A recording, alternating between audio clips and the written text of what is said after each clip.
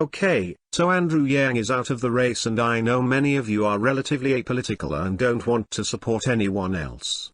So here's what I'm going to do, and hope you do the same.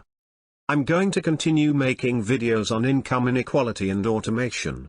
I'm going to continue to point out that the economy that Trump inherited and now takes credit for, is measured by largely useless indicators that have little correlation with what the average person is experiencing.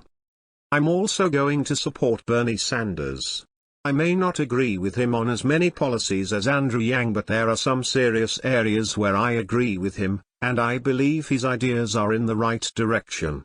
These two have far more overlap than is generally acknowledged. First off, our problems are demand side. For 40 years we've followed this trickle-down economics template where we've cut taxes on the wealthy and corporations and gutted unions into near irrelevance. Income inequality is back to Gilded Age levels, and most Americans now live paycheck to paycheck. Why? Because all of the added economic gains have gone to the top while the median income has fallen behind rising costs of living. We have the highest income inequality of all OECD nations with the exception of Chile and Mexico. Bernie Sanders has been addressing this for decades now. What we need is a stronger and more robust middle class to increase demand.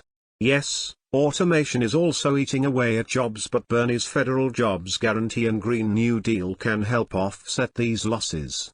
I may not agree with everything he is proposing, but I also see these as bargaining starting points. Shoot for the stars and reach the moon. That sort of thing. Andrew Yang introduced new economic indicators we should be following. Bernie Sanders may not be using those indicators, but his policies generally lead us in that direction.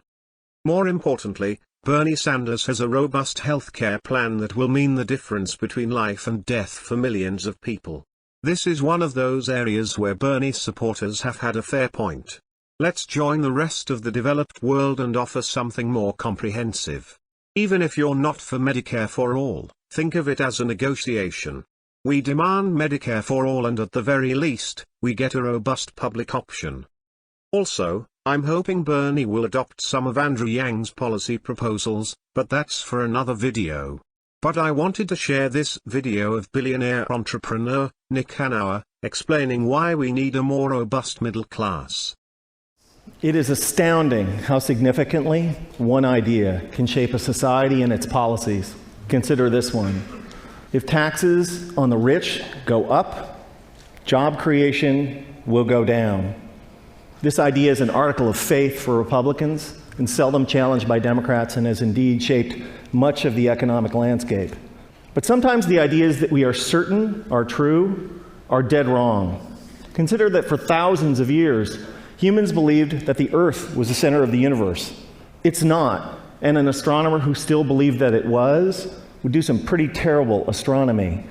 Likewise, a policymaker who believes that the rich are job creators and therefore should not be taxed will do equally terrible policy. I have started or helped start dozens of companies and initially hired lots of people. But if there was no one around who could afford to buy what we had to sell, all those companies and all those jobs would have evaporated. That's why I can say with confidence that rich people don't create jobs, nor do businesses large or small. Jobs are a consequence of a circle of life-like feedback loop between customers and businesses. And only consumers can set in motion this virtuous cycle of increasing demand and hiring. In this sense, an ordinary consumer is more of a job creator than a capitalist like me. That's why when business people take credit for creating jobs, it's a little bit like squirrels taking credit for creating evolution. It's actually the other way around.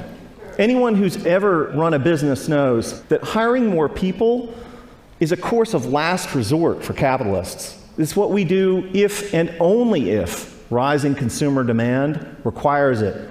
And in this sense, calling ourselves job creators isn't just inaccurate, it's disingenuous.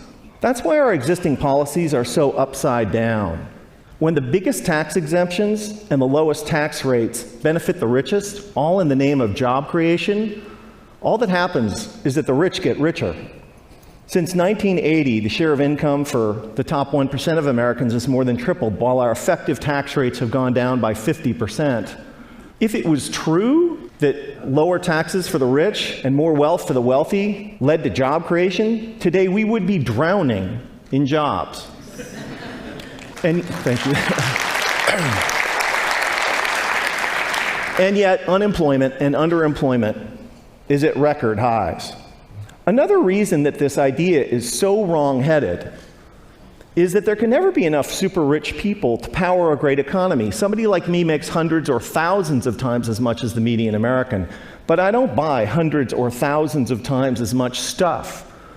My family owns 3 cars, not 3,000. I buy a few pairs of pants and shirts a year like most American men. Occasionally we go out to eat with friends. I can't buy enough of anything to make up for the fact that millions of unemployed and underemployed Americans can't buy any new cars, any clothes, or enjoy any meals out. Nor can I make up for the falling consumption of the vast majority of middle-class families that are barely squeaking by, buried by spiraling costs and trapped by stagnant or declining wages. Here's an incredible fact, that if the typical American family still retained the same share of income that they did in 1970, they'd earn like $45,000 more a year. Imagine what our economy would be like if that were the case.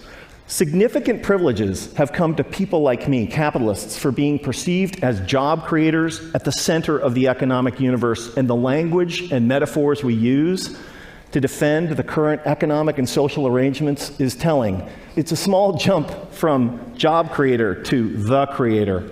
This language obviously this language was not chosen by accident. And it's only honest to admit that when somebody like me calls themselves a job creator, we're not just describing how the economy works, but more particularly, we're making a claim on status and privileges that we deserve. Speaking of special privileges, the extraordinary differential between the 15% tax rate that capitalists pay on carried interest, dividends, and capital gains, and the 35% top marginal rate on work that ordinary Americans pay, is kind of hard to justify without a touch of deification. We've had it backwards for the last 30 years. Rich people like me don't create jobs. Jobs are a consequence of an ecosystemic feedback loop between customers and businesses.